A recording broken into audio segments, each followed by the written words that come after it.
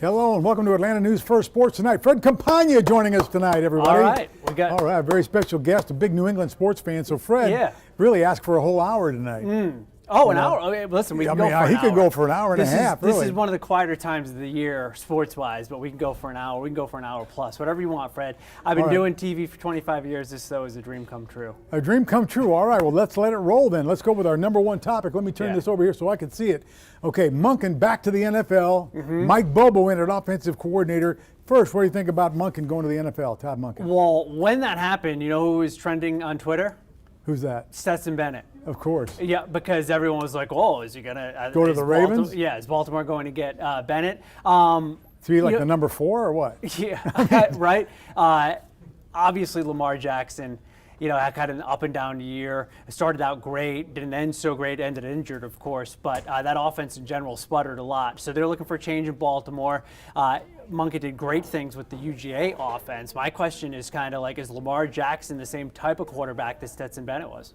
Well, here's the thing, too. I think Lamar Jackson had some input, and he was okay with Monken becoming the OC. So that was a very big part of it right there. Yeah. So now then you get Mike Bobo at Georgia being elevated to the offensive coordinator. It's a role that he had when Mark Richt was there, and he's been an offensive coordinator for a long time. Former Georgia quarterback. In the mid-'90s, so I mean... Offensive coordinator with UGA for Stafford. Right. So, that worked out pretty well, I think you could say. So, they just kind of like reload in Athens, I feel like, these days. And, they have some guys lined up to step in, Carson Beck, or whether it's Vandergriff, or the other guy. Gunnar Stockton, the young man who's from North Georgia. So, whoever it is who takes over for Bennett, is going to have a very seasoned offensive coordinator in there, and they'll probably, not miss a beat as far as that goes. But I do want to go back a little bit. It was kind of funny that Stetson Bennett was trending on Twitter because of that hire in Baltimore.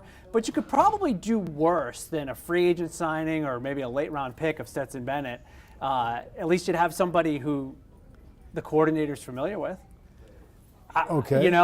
Well, because what they've been doing is Lamar is Huntley, right, as the backup to Lamar Jackson. Yes. So that didn't work out great this year. No, it didn't. So, but obviously, the other question is, will it be Lamar Jackson in Baltimore? Well, I mean, obviously he's up, and it's there's some big money that he wants, and if they can, come together. I mean, but I'm just wondering, there was a story out that they talked to Lamar about hiring Monken. So, if that was known, then they must feel confident they're going to get something done with Lamar Jackson. But is there any history between Monken and Lamar? I don't think there's any history, but I think that, if Lamar's good, you're going to ask a franchise quarterback if he's good with it. If he's good with it, then, Well, they may just also be trying to appease him and get him to take a little less money than he wants. Oh, yeah. I mean, he wants that. He wants take less money because we want you to. No, but get him involved, show how invested they are in him. And, he wants the Deshaun Watson deal, which I think a lot of NFL owners are like, I don't think so. Not so happy about what the Browns did there with that. So, the Ravens probably aren't going to give that deal. So we'll see how that shakes out. All right. Well, now you've got the quarterback carousel, of course. Derek Carr, released by the Raiders. Is he somebody the Falcons should look at? What do you think? I don't know. No, I'm hard no on that one. Hard no? Yeah. No, I've never been a huge Derek Carr fan. I think he's all right. Yeah. He's just not going to get you to a Super Bowl victory. I just don't see it. But again, the Falcons pick 8. There's not going to be a quarterback there for them. Will there, though? I don't think so. Can maybe move up just a little bit. There are some teams that are up there high that don't need a quarterback. So, yeah, probably you're probably right about that. What do the Falcons really have in Ritter? Right, that's what they want to know. You got to find out if. Yeah. But do you take another year trying to find out if he's the guy? I mean, what do you do? I mean, it's like, do you want green bananas? Or, I mean, what do you want? Right. Well, from what I saw this year, I would say if I had to decide right now between guy and not the guy, I'm going to say not the guy based on what I saw. But it's tough. It's tough when you're a rookie coming in late in the season, and trying to get things going like he did. So I think you could probably look at him again and maybe go that route again. But just because I don't think Derek Carr is going to get paid by somebody probably on more than a one-year deal. So do you really want to make that investment in Derek Carr, who, aside from the run that they had where they almost beat the Bengals in Cincinnati last year, they didn't really do that much, So I would say Derek Carr, not the guy that the Falcons should be looking at, but somebody will pick him. I see him as like a Colt, maybe a Jet, somewhere along those lines. Yeah, the Colts that'd be a perfect fit for him, wouldn't it? Well, they love retread quarterbacks. Yeah, that's I what mean, I mean. I guess.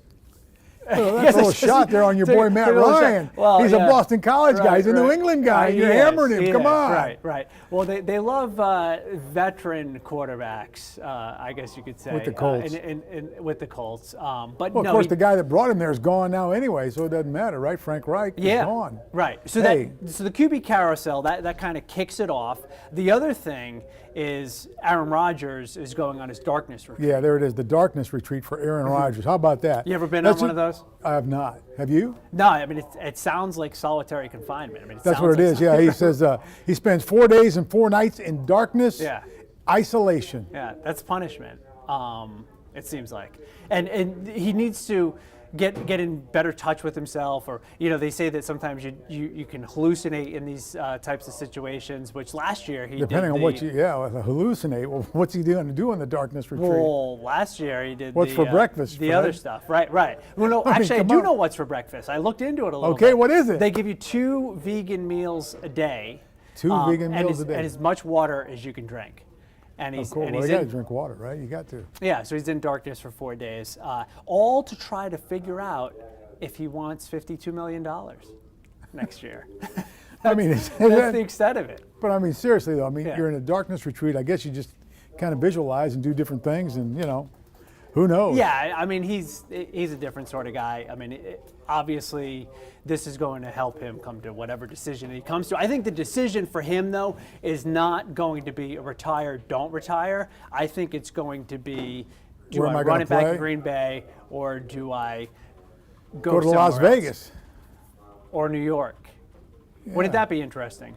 Green Bay to New York. Then does he end in Minnesota? Is it just like it's like a Brett Favre the Favre redo? Yeah, going again. But well, you'd have to think that the Jets would be interested in Rodgers. You would think. You'd think Vegas would, but who knows if they could fit that in, right? Monetarily speaking. But Rodgers, I think, really missed Devontae Adams last year, so he'd probably want that reunion. But so he maybe he does need the 4 days in darkness to get things sorted out. I mean, that's just weird, isn't it? I mean, I just think about that 4 day. I mean, is it like an isolation room? Is it like one of those places you go to where it's isolation? You're just in one room. That's it. That's it. Or are you allowed to walk through your house just in dark? Nope. He's in like this. He's in a cell. Dark. Yeah. Pretty. Like I said, sounds like solitary confinement, except probably have it better in solitary confinement.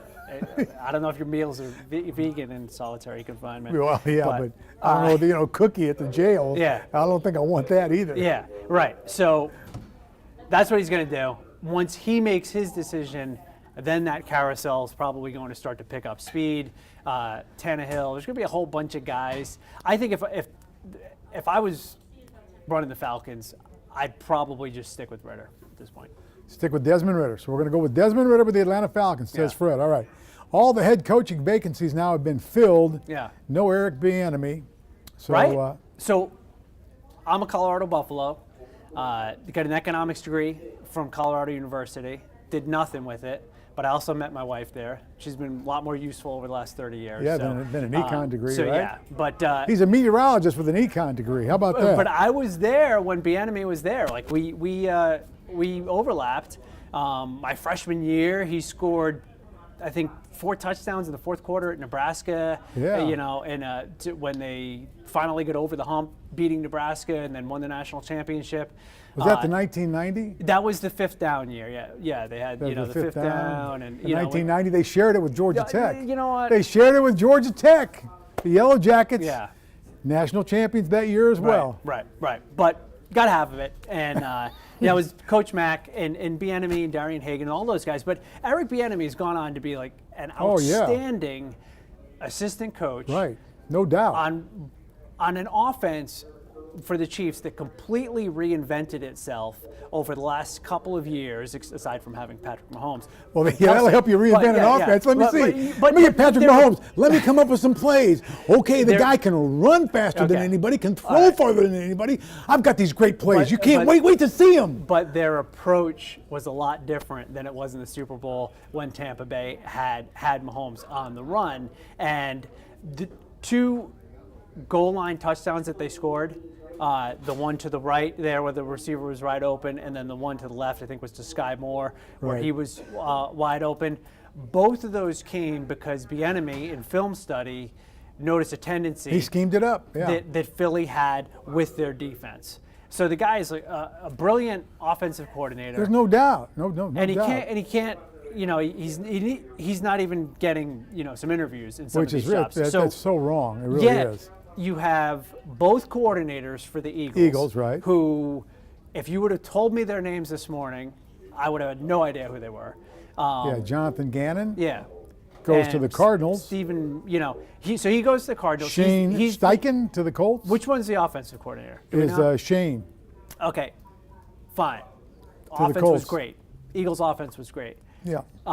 That defense in the Super Bowl, though, I mean, you cannot lead the league in sacks and have 3rd most sacks all time and all that. And get then worked come out like and that. Not even really touch Mahomes. And make matters worse, seemed like every time Mahomes dropped back, he just took a step up in the pocket. And so somebody was not doing their job of keeping him kind of contained there, or at least somewhat coming up at the fill. You got to come up and fill when you got the guys. Yeah. Well, you're the guy who played Somebody's got to football. come up in the middle, so you got to. I played football growing up. I was a soccer guy. Much but more. you know the X's and O's. The X's and O's. Yeah. I just can't execute them, but I kind of know well, them. back in the day, you could. So anyway, you got these 2 Eagles coordinators. Like both of those hires to me are kind of like whatever.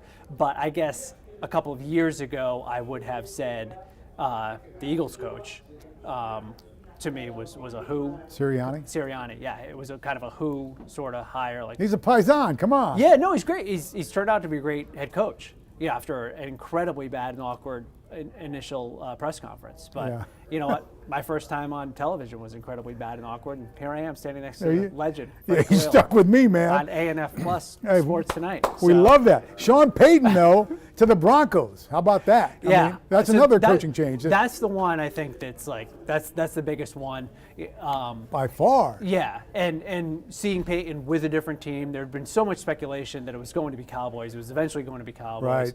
Right. Mike McCarthy managed to hang on long enough to fend that off, and so now it's Broncos, and it's what does Russell Wilson have left, if anything, in the tank. Well, last time there was a Peyton in Denver, they won the Super Bowl, right? True. They went to a couple and they won one. Yeah, and they won the second one in spite of him. So, I don't think that they'll win this Super Bowl in spite of Peyton. I think they're going to need a little bit more out of Sean Payton than they got out of Peyton Manning in his last year. But you can tell us. See, that Rodney Harris was giving me a hard time when I told him I was going to be doing this tonight. Yeah. He said, keep that Boston bias out of it. No, why? But yeah, I said we have no Boston topics, but I found a way to work it in there at least by throwing some shade. Well, you know what? You're going to have the Manning. last. You're going to have the last when it's what's on your mind. That's all Boston. Come on. Yeah. Well, actually, I do have a couple of things for that. And then the other 2 hires, just Frank Reich. Right, Frank Reich.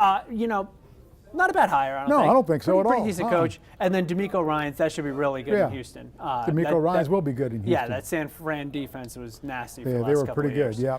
All right, what are we on to next? We talking baseball? Okay, we got baseball. A whole new Major League Baseball season. Lots of new pitch clock, which I like. Yeah, love it. Yeah, Red Sox fan. So we're going to bring Boston in now for a couple of reasons. Red Sox fan. They're good again. Sunday night. No, they're. I mean, yeah, they probably are because they were last place last year or whatever, close to last, and that's just the way they go. But it's led to a few World Series here in the last 20 years, so I'm not complaining about it. But Red Sox Yankees Sunday Night Baseball. Like, who can stay up for that long? Those games are. Those are the only time. That's the only game ever on Sunday Night Baseball. It seems like it. Is Red Sox Yankees. It seems like that's it. all. We get that shoved down our throat. Every week. It's like Sunday Night Baseball. Red Sox Yankees. It's like Giants Cowboys on Sunday Night Football. You just after a while, you're just like, do we need to do this again? And I agree with America. That's like that has seen enough of that. But those games are way too long. So I do like any kind of a pitch. You need to speed the game up. The game Pitch was clock. too slow, so get the Well, the pitch clock DH will going. speed it up too, though. I mean, Yeah. getting rid of that DH would speed it up. Yeah. But having the DH in there, I think Yeah, slows it's it another down. header. Slows down a little bit. Slows down a little bit. A Boston note that one of the other rule changes was these bigger bases. Big And bases, yeah. Alex Cora, the manager of the Red Sox, said they look like pizza boxes out on the field. They're a little bit bigger. I don't see what the big deal is, really. Baseball traditionalists are kind of, a little weird to me, but Pizza box. It's too bad Steve Balboni still isn't playing, huh? He'd be stealing bases. Hey, it's a pizza box. there. I'm running to second. All right. right. So I got no room to talk. they're for safety, right? To some degree, limit collisions. Right. There have been more and more collisions, like at first base, so Right. there's a little more room for the runner to get by. So a little bit safer. There's some speculation that it may increase stolen bases because you got a few inches. And if you do, I guess a lot of those plays are really close when Yeah, someone's stealing sure. second or stealing third. But my height of interest in baseball was when Ricky Henderson was stealing 100 Yeah. plus bases a Sure, year. yeah. Games changed so much. I think the guy who led the MLB last year in stolen bases had like 40 something.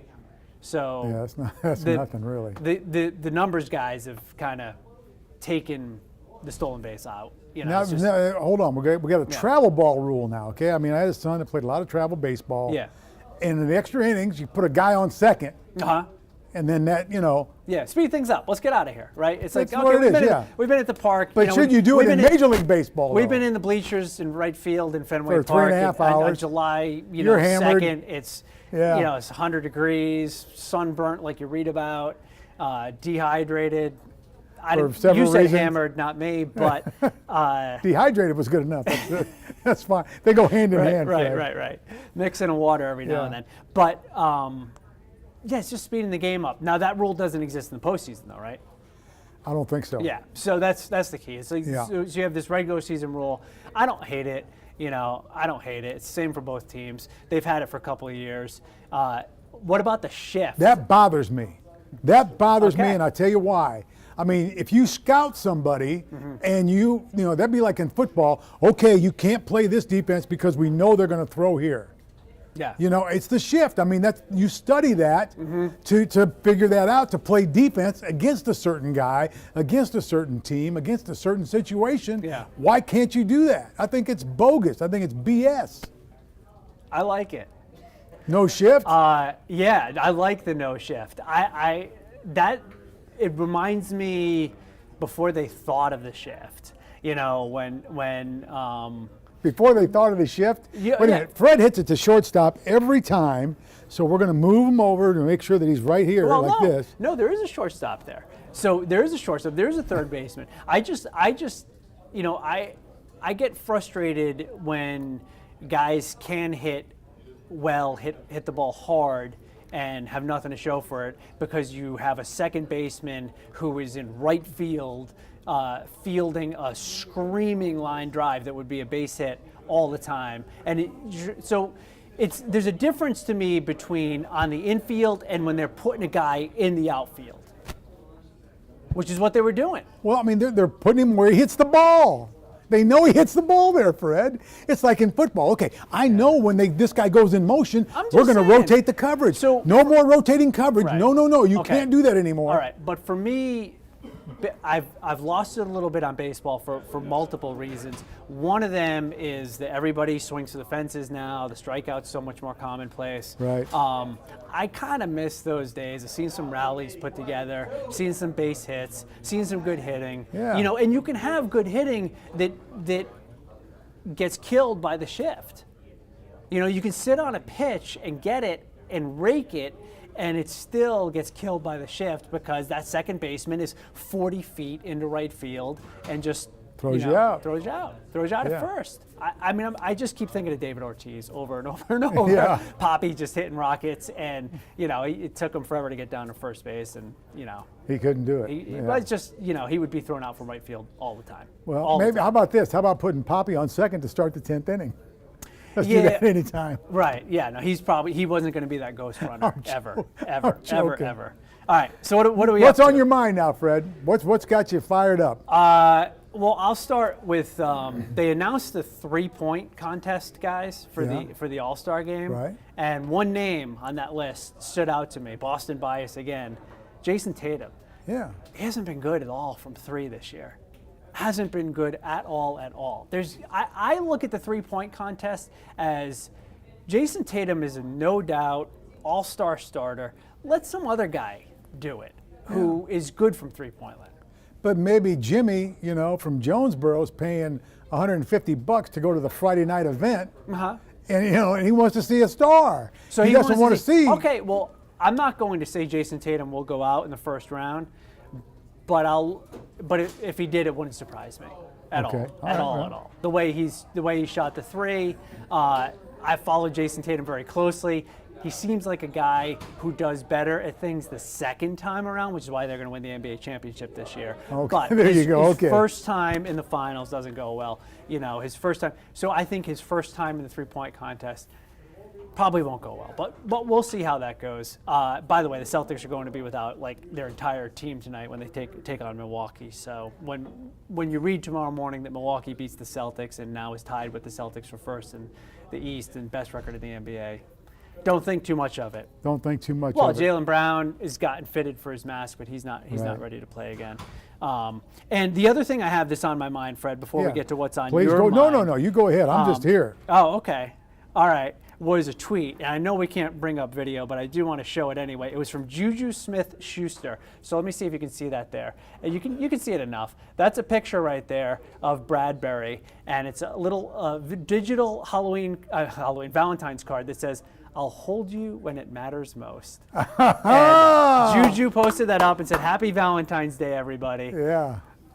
I'll hold you when it matters And most. The Eagles got big mad about it. Yeah, But it's it's funny. It's funny. See, Fred thinks it's funny, but if you were in that game Yeah. and you lost the game and it came down to the wire Yeah. and you got that call against you and people were hammering you, I don't think you'd be laughing it up. Hey, everybody, that's funny. All right. First of all, Bradbury admitted it was a hold. Okay. Second of all, this is unrelated at all to the Valentine's card. I called that hold before before the play even happened.